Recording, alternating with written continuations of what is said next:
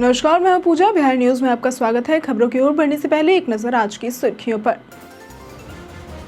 बिहार में अब बनेगा सफाई कर्मचारी आयोग। सरकार को सुझाव देने में होगी सक्रिय भूमिका। सीएम नीतीश ने सोशल मीडिया पर दी जानकारी। मुफ्त बिजली के नाम पर हो रही ठगी से रहे सावधान। एपी के फाइल भेजकर मोबाइल हैक कर रहे साइबर ठग। अब तक 2 लाख रुपए की हो चुकी है ठगी। राशन कार्ड निर्माण अभियान में तेजी लाने का निर्देश जारी। कैंप मोड में चल रहा यह अभियान। विशेष रूप से महादलित परिवारों पर दिया जा रहा ध्यान। बीपीएससी स्पेशल टीचर भर्ती के लिए 28 जुलाई तक करे आवेदन। कुल 7,279 पदों पर होगी भर्ती। समय सीमा खत्म होने के बाद स्वीकार नहीं होंगे आवेदन। दबाव के कारण करुण नायर हुए टीम से बाहर। 3 मैचों में मौका मिलने के बाद भी नहीं दिखा पाए कमाल। चौथे टेस्ट में नायर की जगह साई सुदर्शन को मिला था मौका। चलिए अब बढ़ते हैं शाम तक की बड़ी खबरों की ओर विस्तार से। बिहार में अब बनेगा सफाई कर्मचारी आयोग। बिहार में सफाई कर्मचारियों के हितों की रक्षा के लिए राज्य सरकार ने एक नया आयोग गठित करने का निर्णय लिया है। मुख्यमंत्री नीतीश कुमार ने एक्स पर इसकी जानकारी देते हुए बताया कि आयोग सफाई कर्मियों के अधिकारों, कल्याण, पुनर्वास, सामाजिक उत्थान, शिकायतों के निवारण और योजनाओं की निगरानी सुनिश्चित करेगा।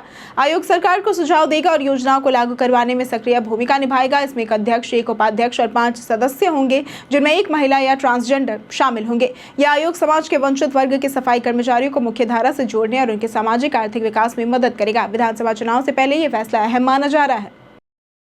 बिहार में एसआईआर का पहला चरण हुआ पूरा। चुनाव आयोग के निर्देश पर बिहार में मतदाता सूची के विशेष गहन पुनरीक्षण यानी कि एसआईआर का पहला चरण 24 जून से 26 जुलाई तक चला और शनिवार को पूरा हो गया। इसमें 99.8% मतदाता शामिल हुए और 7.23 करोड़ लोगों के फॉर्म ऑनलाइन अपलोड किए गए। बीएलओ और बीएलए से मिली रिपोर्ट के अनुसार 65.2 लाख नाम सूची से हटाए जाएंगे। अब आयोग 1 अगस्त को प्रारूप मतदाता सूची प्रकाशित करेगा। इसके बाद 1 से 30 अगस्त तक दावा, आपत्ति और दस्तावेज अपलोड करने की प्रक्रिया चलेगी। जिनके नाम सूची में नहीं आए हैं वे निर्धारित फॉर्म भरकर आवश्यक दस्तावेज के साथ आवेदन कर सकेंगे। ये प्रक्रिया ऑनलाइन और बीएलओ के माध्यम से होगी। पटना से होगा कृषि उत्पादों का निर्यात।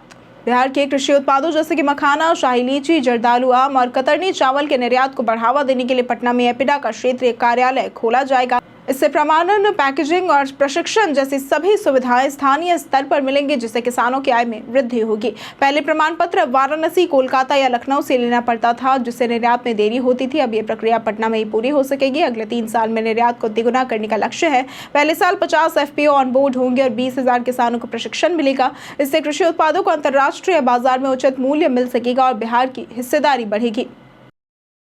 बीपीएससी स्पेशल टीचर भर्ती के लिए 28 जुलाई तक करे आवेदन। बिहार लोक सेवा आयोग ने स्पेशल स्कूल टीचर भर्ती 2025 के लिए आवेदन प्रक्रिया शुरू कर दी है। इस भर्ती के तहत कुल 7,279 पद भरे जाएंगे। आवेदन की अंतिम तारीख 28 जुलाई 2025 है। कक्षा 1 से 5 के लिए इंटरमीडिएट और विशेष शिक्षा में डीएलएड जरूरी है, जबकि कक्षा 6 से 8 के लिए स्नातक डिग्री और विशेष शिक्षा में बीएड अनिवार्य है। आवेदन के लिए उम्मीदवारों की न्यूनतम आयु 21 वर्ष होनी चाहिए। इच्छुक अभ्यर्थी bpsc.bihar.gov.in पर जाकर ऑनलाइन आवेदन कर सकते हैं। आवेदन प्रक्रिया में रजिस्ट्रेशन, दस्तावेज अपलोड, शुल्क भुगतान और फॉर्म सबमिट करना शामिल है। समय सीमा के बाद कोई भी आवेदन स्वीकार नहीं किया जाएगा।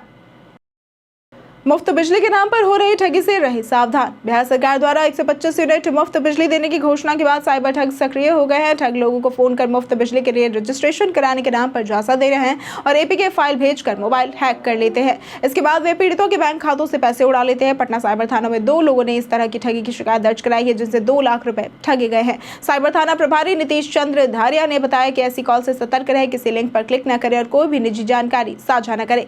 मुफ्त बिजली के लिए उपभोक्ताओं को किसी प्रकार का रजिस्ट्रेशन नहीं करना है।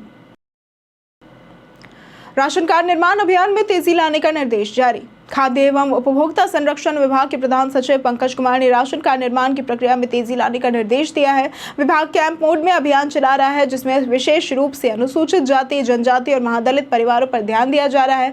डॉक्टर आम्बेडकर समग्र सेवा अभियान और महिला संवाद में प्राप्त आवेदनों पर भी प्राथमिकता के साथ कार्रवाई की जा रही है। इस अभियान के तहत 1 अप्रैल से 30 जून 2025 तक राज्य में 3,74,757 नए राशन कार्ड बनाए गए हैं, जिससे कुल 13,76,276 नए लाभार्थियों को जोड़ा गया है। विभागीय पदाधिकारियों को अभियान को और गति देने का निर्देश दिया गया है।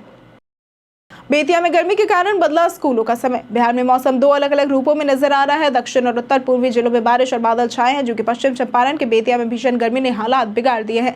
गर्मी से परेशान लोगों की हालत गंभीर है और बच्चे बीमार पड़ रहे हैं। इसे देखते हुए बेतिया की डीएम ने 26 से 31 जुलाई तक सभी सरकारी व निजी स्कूलों और आंगनबाड़ी केंद्रों को मॉर्निंग शिफ्ट सुबह 6:30 से दोपहर 12:30 बजे तक संचालित करने का आदेश दिया है। यह फैसला शिक्षक संघों की मांग के बाद लिया गया है। दूसरी ओर पटना मौसम विज्ञान केंद्र के अनुसार झारखंड के पास बने निम्न दबाव के कारण दक्षिण व उत्तर पूर्वी बिहार में बारिश की संभावना बनी हुई है। रेरा की तरफ से बिल्डरों की नई रैंकिंग हुई जारी। रेरा बिहार ने शनिवार को बिल्डरों और उनकी परियोजनाओं की नई रैंकिंग जारी की है, जो 15 अप्रैल 2025 तक की प्रगति रिपोर्ट के आधार पर तैयार की गई है। ये चौथी बार है जब ऐसी रैंकिंग जारी की गई है। इसे रेरा की आधिकारिक वेबसाइट पर देखा जा सकता है। इस रैंकिंग को Bihar real estate project consent नाम दिया गया है। इसमें बिल्डरों के अनुभव, निबंधित परियोजनाएं, समयबद्ध कार्य पूर्णता और मामलों की स्थिति जैसे मापदंडों को ध्यान में रखा गया है। रेरा अध्यक्ष विवेक कुमार सिंह के अनुसार कई बिल्डरों ने अपने प्रदर्शन में सुधार किया है। इसका उद्देश्य घर खरीदारों को सही जानकारी देना और बिल्डरों में स्वस्थ प्रतिस्पर्धा बढ़ाना है। प्राइवेट अस्पताल आयुष्मान योजना से क्यों बना रहे दूरी? आयुष्मान भारत प्रधानमंत्री जन आरोग्य योजना यानी कि PMJAY के तहत अब तक 41 करोड़ आयुष्मान कार्ड जारी हुए हैं और 1.40 लाख करोड़ रुपए का भुगतान किया गया है। ये योजना 31,466 अस्पतालों से जुड़ी है, जिनमें 14,000 प्राइवेट अस्पताल शामिल है। हालांकि इंडियन मेडिकल एसोसिएशन यानी कि IMA ने भुगतान में देरी, कम रीइंबर्समेंट दरें और जटिल दावा प्रक्रिया को लेकर गंभीर आपत्ति जताई है। देश भर में अस्पतालों के 1.21 लाख करोड़ रुपए बकाया है और करीब 64 लाख दावे अटके हुए हैं। कई प्राइवेट अस्पतालों ने उच्च लागत और कम दरों के कारण योजना से दूरी बना ली है। IMA ने भुगतान प्रणाली को सरल, पारदर्शी और समयबद्ध बनाने की मांग की है, ताकि योजना की विश्वसनीयता बनी रहे। महुआ से चुनाव लड़ेंगे तेज प्रताप यादव। बिहार विधानसभा चुनाव से पहले तेज प्रताप यादव ने बड़ा सियासी दांव खेलते हुए महुआ से निर्दलीय चुनाव लड़ने का ऐलान किया है। उन्होंने कहा कि वे टीम तेज प्रताप के बैनर तले चुनाव लड़ेंगे, हालांकि नई पार्टी नहीं बनाएंगे। तेज प्रताप का यह फैसला राजद और मौजूदा विधायक मुकेश रोशन के लिए मुश्किलें खड़ी कर सकता है। उन्होंने शाहपुर से मदन यादव को उम्मीदवार घोषित किया और खुद को किंग मेकर बताया। तेज प्रताप ने नीतीश कुमार पर निशाना साधते हुए तेजस्वी को समर्थन का संकेत भी दिया। उनका नया लुक और झंडा राजनीतिक गठजोड़ की अटकलों को हवा दे रहा है। महुआ से उनकी वापसी की तैयारी से मुकाबला दिलचस्प हो गया है। बिहार विधानसभा चुनाव से पहले नेताओं का दल बदलने का सिलसिला तेज हो गया है। हाल ही में AIMIM को बड़ा झटका लगा है, जब यूथ AIMIM के बिहार प्रदेश प्रभारी एडवोकेट अजमल कमाल ने पार्टी छोड़कर राजद का दामन थाम लिया। उन्होंने तेजस्वी यादव के नेतृत्व और युवा सोच से प्रभावित होकर राजद की सदस्यता ली। तेजस्वी यादव और राजद ने उनका स्वागत किया। इसके साथ ही राजद को चुनाव से पहले एक और मजबूती मिली है। चुनाव की तारीखें करीब है और सभी दल अपनी रणनीति और संगठन को मजबूत करने में लगे हैं। वहीं सत्ता पक्ष लगातार घोषणाएं कर रहा है। अब सबकी नजर इस पर है कि चुनावी मैदान में कौन बाजी मारेगा। साइबर ठगी में अब ऑनलाइन शिकायत से मिल सकेगा रिफंड। बिहार में साइबर ठगी के शिकार लोगों के लिए राहत की खबर है। अब रिफंड पाने के लिए FIR दर्ज कराना अनिवार्य नहीं हो सकता, क्योंकि आर्थिक अपराध इकाई ने ऑनलाइन शिकायत व एक्शन टेकन रिपोर्ट के आधार पर राशि वापसी की प्रक्रिया को आसान बनाने का प्रस्ताव पटना हाई कोर्ट को भेजा है। जनवरी से जून 2025 में 47.10 करोड़ रुपए होल्ड हुए, लेकिन केवल 3.64 करोड़ रुपए ही लौटाए जा सके, क्योंकि अधिकांश शिकायतें FIR में नहीं बदली। हिमाचल, राजस्थान जैसे राज्यों की तर्ज पर बिहार में भी यह व्यवस्था लागू हो सकती है। इसके साथ ही साइबर अपराधों की जांच दारोगा रैंक के अधिकारियों को सौंपने का प्रस्ताव केंद्र को भेजा गया है, जिससे जांच तेज हो सके। तेजस्वी यादव का चिराग पर तंज। केंद्रीय मंत्री चिराग पासवान ने बिहार में बढ़ते अपराधों को लेकर नीतीश सरकार की आलोचना करते हुए कहा कि उन्हें ऐसी सरकार का समर्थन करने पर अफसोस है जो कानून व्यवस्था संभालने में असमर्थ है। उन्होंने गयाजी में सामूहिक दुष्कर्म की घटना को दुर्भाग्यपूर्ण बताते हुए प्रशासन को विफल बताया। इस पर नेता प्रतिपक्ष तेजस्वी यादव ने चिराग पर तंज कसते हुए कहा कि सिर्फ बयान देने से कुछ नहीं होगा। उन्होंने सवाल उठाया कि जिनके साथ अन्याय हुआ है वो अब भी हनुमान क्यों बने हुए हैं। तेजस्वी ने कहा कि चिराग के पास मुख्यमंत्री बनने का जिगर नहीं है, सिर्फ अफसोस जताना कमजोरी दिखाता है। जदयू ने भी चिराग पर आपराधिक छवि वालों को पार्टी में लेने का आरोप लगाया। चंदन मिश्रा केस में फर्जी सिम का हुआ खुलासा। पारस HMRI अस्पताल में अपराधी चंदन मिश्रा की हत्या के मामले में शामिल शूटरों ने फर्जी सिम कार्ड लेकर व्हाट्सएप कॉल के जरिए आपस में संपर्क किया। गिरफ्तार तौसीफ, रजा, निशु खान, हर्ष और भीम के पास से मोबाइल जब्त किए गए हैं। बेहिया में STF मुठभेड़ के बाद बलवंत, रविरंजन और अभिषेक को पकड़ा गया। पुलिस ये पता लगा रही है कि किस सिम और मोबाइल का उपयोग हुआ था। पश्चिम बंगाल की जेल में बंद शेरू सिंह पर भी इंटरनेट कॉल के जरिए साजिश में शामिल होने का शक है। शेरू को भी रिमांड पर लेने की तैयारी है। इसके साथ ही हथियार सप्लाई करने वाले तस्कर की तलाश जारी है, जिसने 10 पिस्टल मुहैया कराई थी। दबाव के कारण करुण नायर हुए टीम से बाहर।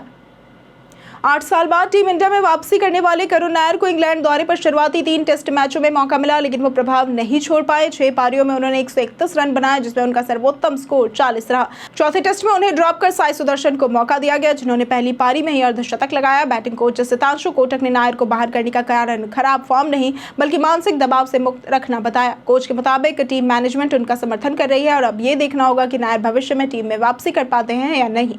2016 में इंग्लैंड के खिलाफ 13 शतक लगाने वाले नायर की ये वापसी फीकी रही। बीते दिन हमारे द्वारा पूछे गए सवाल का जवाब आप लोगों में से बहुत लोगों ने हमारे कमेंट सेक्शन में लिख कर दिया है। जिन्होंने हमारे द्वारा पूछे गए सवाल का जवाब दिया है उनके नाम है अमित यादव, बैद्यनाथ ठाकुर, संजीव कुमार, अनवर करीब खान, नरेंद्र कुमार, जितेंद्र ठाकुर, रवि मोहन वर्मा, मनोज दास, मिंटू ठाकुर, नौशाद रजा, विभाषा कुमार, रंजीत मिश्रा, संजय कुमार, राजकिशोर महतो, विजय सिंह, राकेश मिश्रा, सोमिका कुमारी और दीपांशु कुमार। इसी के साथ बढ़ते हैं आज के सवाल की ओर। आज का सवाल है, आपको क्या लगता है सिर्फ स्कूली शिक्षा से ही सफलता मिलती है? आप अपना जवाब हमें हमारे कमेंट सेक्शन में लिखकर जरूर बताएं। आज के लिए सिर्फ इतना ही। बिहार की तमाम खबरों के साथ बने रहने के लिए देखते हैं बिहारी न्यूज़। और साथ ही अगर आप यूट्यूब चैनल पर देख रहे हैं तो चैनल को सब्सक्राइब करें और अगर आप फेसबुक पेज पर देख रहे हैं तो लाइक और फॉलो जरूर करें।